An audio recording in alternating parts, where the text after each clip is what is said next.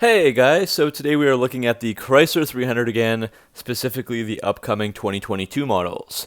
As time passes, we have another model year of this vehicle, so as we do every year for many Mopar vehicles, we're going to go over the lineup and see what has changed for this year, looking at things like trim levels, engines and transmissions, colors, standard features, and changes from 2021. First introduced as a 2005 model, here we are with the whopping 22nd iteration of the 300, still riding on that LX-based platform. You'll find the video outline on screen now, and let's get right into it. So first off, I've criticized Chrysler in the past for this a few times, but in my opinion, Chrysler has been severely neglecting the 300, and it is dying because Chrysler themselves are slowly killing it. That's because they don't market the 300 at all, nor do they give it any substantial improvements, in fact quite the opposite, and they even took away the 2015 SRT while offering it elsewhere in the world. It all doesn't make much sense to me. I know Chrysler has been trying to transition into a people mover brand and have more electric and hybrid vehicles going forward in the future, but the 300 is still an iconic vehicle for the brand, and it was selling over 50,000 units per year right until 2017, before the sales started to taper off. Either way you look at it, I can't see the 300 lasting much longer, and it will likely be cancelled once the next-gen Charger and Challenger are released. So the first thing to look at is the lineup here, and there's just 3 trim levels: Touring, Touring L, and 300S, all with rear-wheel drive standard and all-wheel drive optional, but note that all-wheel drive is still not available with the Hemi V8. Most of the pictures you will see are of the 300S. It's the one that Chrysler likes to show off, and it typically looks much sportier with bigger wheels and black accents. You can usually identify a picture of a lower level model pretty quickly, as they often come with smaller looking wheels that don't look the same or visually fill out the wheel well, and the fascias are just a little less sporty. From 2019 and beyond, the top 2 trims were the Limited and 300C, which had the more luxurious features, and even the Hemi standard on the C model, but those seem long gone now, and they were in fact removed from the lineup in North America this year as well as in 2021. So the last time those vehicles were available were 2020, brand new.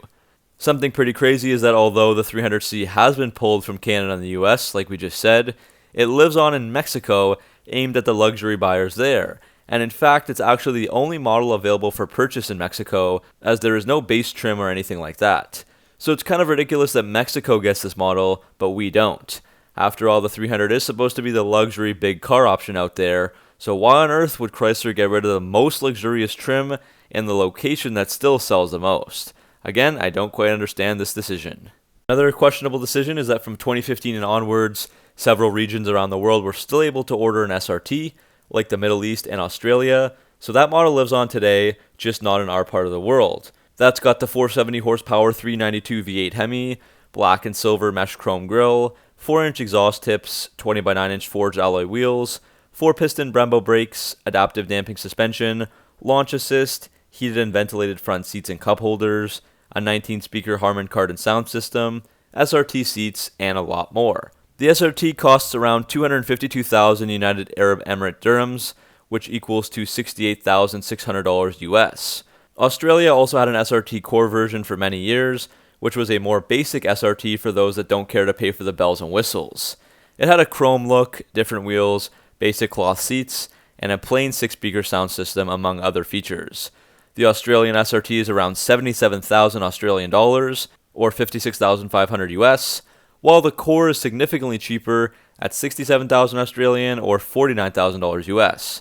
So with price points like that, if this SRT was still around today, I'm sure Chrysler would be selling at least a couple of them in the United States. Next up, back to the all-wheel drive. Prices aren't released yet, but last year the all-wheel drive system was $2,750 extra for applicable models. This system is class exclusive, seamlessly transitioning back and forth between rear-wheel drive and all-wheel drive to maximize fuel economy with a front axle disconnect system. Again, this is only available for the Touring and Touring L. All-wheel drive models can usually be instantly recognized as they only have one wheel size, 19 by 7.5 inch, and they ride just a bit higher as well. Moving on to the powertrains, while some Charger and Challenger models have gotten power increases from 2015, specifically the Hellcats, Chrysler has done absolutely nothing here, and as we mentioned, they pulled the 6.4 Hemi-powered SRT8 model from North America after 2015. That engine did have 470 horsepower and 470 pound-feet of torque, but nothing else offered today comes close to that. Still, the 300 is the only vehicle in the large car sedan segment to offer both V6 and V8 engines with a standard 8-speed automatic, but that's only because there aren't many large sedans left these days, and most manufacturers are switching to smaller engines or pulling out. All models come standard with the TorqueFlite 8 HP70 8-speed automatic transmission and the 3.6-liter Pentastar V6. That means 292 horsepower and 260 pound-feet of torque, pretty much unchanged since the 2011 300s as well. The S models do have an engine calibration and sport-tuned exhaust, giving it a small 2.7% increase in power, up to 300 horsepower and 264 pound-feet of torque. The V6s are good for a 0 to 60 in 6.3 seconds and a quarter mile in 15 seconds flat. Gas mileage is also really solid, rated at 19 city and 30 highway for rear-wheel drives, and 18 and 27 for all-wheel drive. The S is the only model where you can still add the legendary 5.7-liter Hemi engine, the only V8 remaining in this large sedan segment. It's good for 363 horsepower and 394 pound-feet of torque.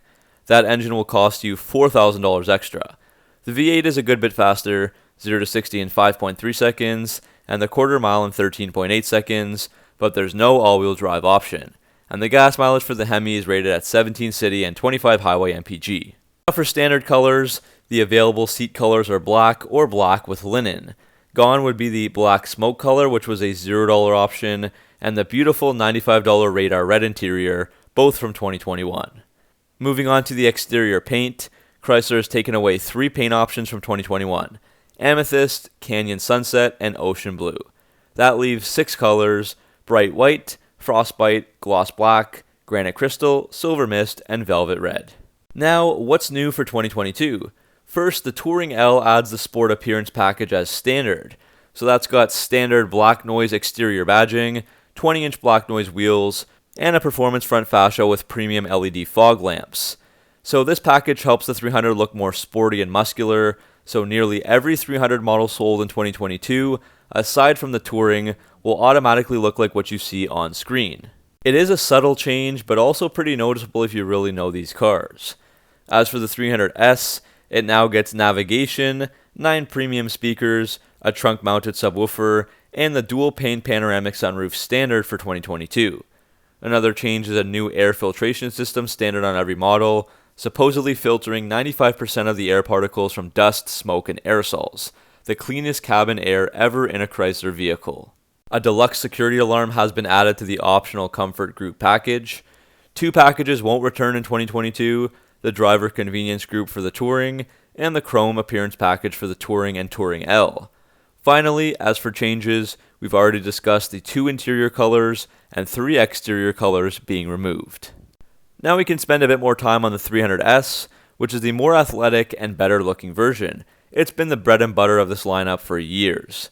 Starting last year in 2021, the 300S came standard with the Red S Appearance package, which used to be a $295 option in 2020. That added gloss black front and rear fascia trim, black noise exterior badges, a red insert on the Chrysler winged badge, a red S badge on the trunk, and 20 by 8 inch black noise wheels. So now this is just standard on every 300S, and you can easily distinguish these from afar as the Chrysler wing logo on the front and back are filled in red, as is the S badge on the lower right of the deck lid. All the Touring models will still have that regular Chrysler winged logo, and previous S models had a black S badge instead of red. The 300S does come standard with paddle shifters, sport mode, performance suspension, blacked out exterior accents, black noise wheels, leather-faced sports seats, and exclusive piano black interior accents. As I've said, it's the only model where you can add the 5.7-liter Hemi V8. The S is also the only model to get sport mode, which reduces the shift times from 400 milliseconds to 250, increases the engine and throttle responsiveness, and gives you firmer steering. There's also electric power steering and 3 different driver selectable modes: normal, comfort, and sport. The S also has a performance-tuned suspension with increased spring rates, stiffer steering and bushings, and the Hemi models get larger sway bars. Some standard features for all the 300s include the Uconnect 4C system with the largest in-class 8.4-inch touchscreen. Standard on the Touring L and 300S would be the ParkSense front and rear park assist system, blind spot monitoring, and rear cross path detection. I won't spend too much time on the package options, but the two major ones do return from last year: Comfort Group Package and Popular Equipment Package. The Comfort Group Package adds tons of convenient and luxurious features that you can see on screen, like auto-adjusting mirrors, ventilated front seats, adaptive bi-xenon HID headlights with automatic leveling system, footwell LED lights, heated rear seats and steering wheel, and much more. The Popular Equipment Package is just how it sounds, adding some popular features like a dual-pane panoramic sunroof, navigation, 9 premium Alpine speakers with a trunk-mounted subwoofer, 506-watt amplifier, and surround sound system. Finally, the 300 does offer more than 80 available safety and security features, things like full speed forward collision warning plus, active braking, adaptive cruise control plus with full stop, blind spot monitoring, rear cross path detection, lane departure warning with lane keep assist, and the ParkSense front and rear park assist system. So that's the rundown of the 2022 Chrysler 300. There are a few changes and additions, but still nothing major, and the trend continues of Chrysler taking away more than they are adding. This is becoming a bit of an annual rant for me, but it's tiring and sad to see the 300 being treated like this. The Charger and Challenger still sell really well due to their fun and desirable additions. Hellcats, wide bodies, stripes, blacked out body pieces, all straight from the factory. If Dodge hadn't changed up the Charger and Challenger since 2015, they probably wouldn't be doing so well either. Chrysler needs to add something to this aging vehicle, and it may be too late to do that now.